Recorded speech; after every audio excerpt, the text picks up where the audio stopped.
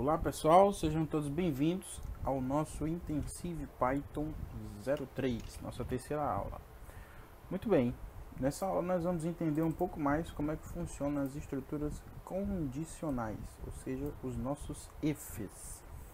Um if no Python significa um se. É a mesma coisa que um se. É o nosso se do nosso dia a dia, tá bom? Então, quando você usa uma estrutura se, você está impondo uma condição. Ou seja, se for pela manhã, eu irei ao mercado. Se não estiver disposta, eu não irei ao supermercado. Então, as condições que utilizamos no nosso dia a dia são representadas pelo nosso if, tá certo? Do nosso Python. Por exemplo, eu quero saber se um determinado valor é ou não maior que 10. Perceba que na frase que eu pronuncio, se um determinado valor, eu já coloco a palavra se. Suponhamos que eu tenha uma variável com o nome valor e tenha armazenado nessa variável o valor 21. Então, se eu quero saber se essa variável é maior ou não do que 10, eu crio uma estrutura condicional no Python. A sintaxe é a seguinte: if a minha variável maior que 10. Então, eu dou 2 pontinhos e eu dou um enter. Ao dar um enter, perceba que o meu cursor de edição, que é esse tracinho que fica piscando na tela, ele fica afastado da margem, né? Ele possui uma distância da margem que nós chamamos de indentação. Quando isso ocorre, significa dizer que tudo que está afastado dessa margem, ou seja, que por padrão, né, já foi colocado pelo si na posição a qual ele se encontra atualmente, né, indentado, que no Python corresponde à tecla Tab do teclado ou 4 espaços, né, com a barra de espaço do teclado. Significa dizer que esse código vai pertencer a essa minha estrutura que eu acabei de escrever. Vai pertencer ao meu if. Certinho? Então, se essa condição que eu acabei de escrever for verdade, né, se valor for maior do que 10, ele vai imprimir uma frase. Eu vou escrever a frase. Se não for verdade, ele não vai imprimir. E aí, o meu código só tem essas 3 linhas. A minha variável valor, o meu if e o meu print. Perceba que, como a minha variável contém um valor maior do que 10, ele vai imprimir exatamente essa frase dentro do meu código if. O valor é maior do que 10. Irei executar. Tá aí. O valor é maior do que 10. Agora perceba que se eu inverter o meu operador de comparação, ele não escreve. Vou executar novamente. Executei e o Python não me mostrou absolutamente nada aqui no meu interpretador, porque não existe nada a ser mostrado. Como essa condição, né, como essa variável não se encaixa nessa comparação, o Python não escreve o meu print aqui que está dentro do meu if. Agora, na mesma margem padrão do sistema, eu vou colocar mais um print e vou escrever fim do meu programa. E perceba que agora, de qualquer forma, sendo verdade ou não, o fluxo do meu código vai voltar para o meu programa principal. Por quê? Porque não existe indentação dessa forma, tá? Ele está sem indentação, está na mesma margem do if. Significa dizer que esse meu segundo print não está dentro da minha estrutura de código do if. Vou executar. Ó, fim do meu programa. Perceba que ele não imprimiu, ou seja, ele não executou o código if porque não é uma verdade. Essa condição aqui não foi atendida, tá? 21 não é menor do que 10. E ele voltou o fluxo do código normal para o print e escreveu o print, fim do meu programa. Agora eu vou tornar essa condição verdade, né? Eu vou dizer que valor é menor do que 100. Agora sim, a minha variávelzinha valor é menor do que 100. Por quê? Porque o conteúdo que está dentro de valor é 21 e 21 é menor do que 100. Então isso aqui se tornou verdade, a minha condição se tornou verdadeira.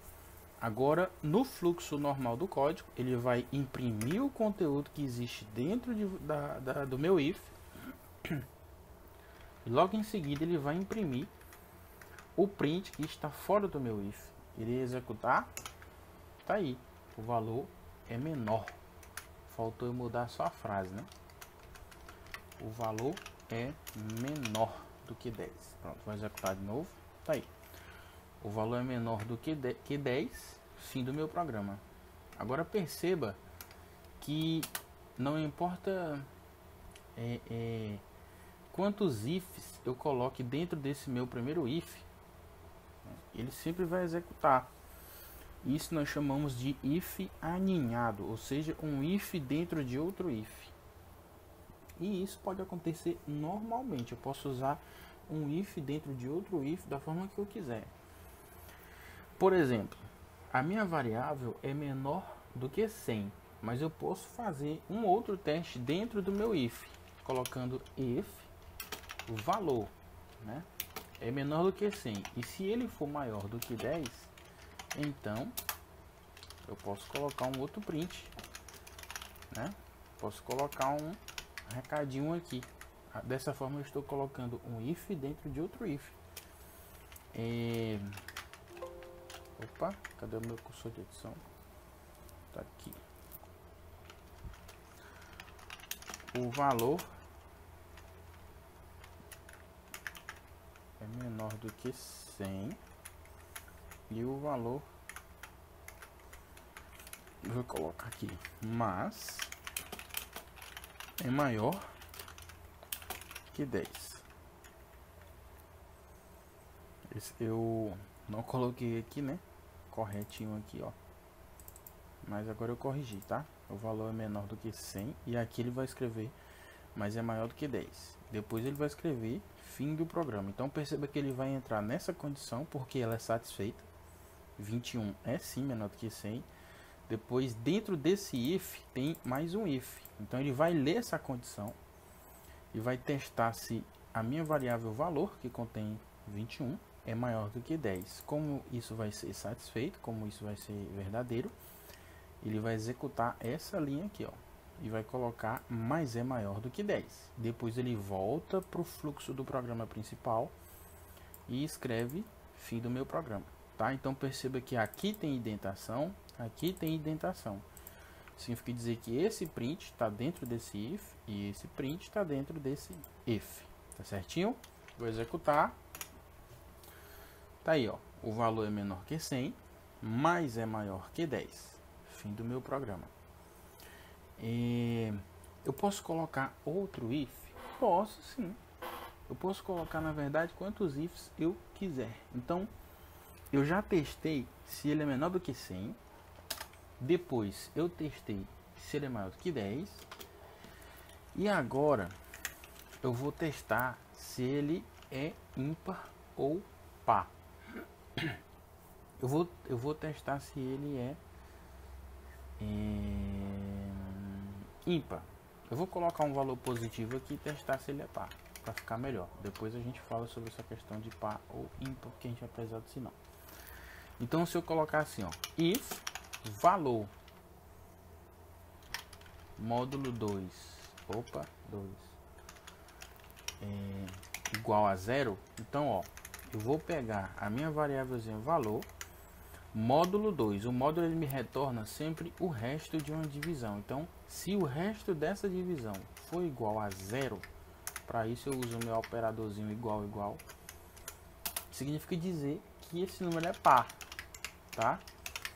E como eu coloquei propositalmente um número par na variável valor, né? Só para ver se ele vai chegar até o nosso último if, eu vou escrever aqui é par. E é um valor par. Então eu vou executar e perceba que ele vai executar até o terceiro if, depois vai voltar o fluxo normal para o meu programa principal, fim do meu programa. E eu vou botar mais um print. Tudo que está aqui está fora do if. Pronto, vou executar. Tá aí, ó. Deixa eu subir aqui mais um pouquinho. Cadê aqui? Ó, o valor é menor que 100, mas é maior que 10 e é um valor par. Chegou até aqui, ó. Então, fim do meu programa, tudo que está aqui está fora do if. Então perceba que quando retorna a margem principal, isso aqui é o código principal do meu programa. Isso aqui está dentro desse if, isso aqui está dentro desse if, e tudo isso aqui está dentro desse if. Tá certinho? Muito bem, pessoal, essa foi a nossa aula. Até a próxima aula do nosso intensivo Python. Tchau, tchau.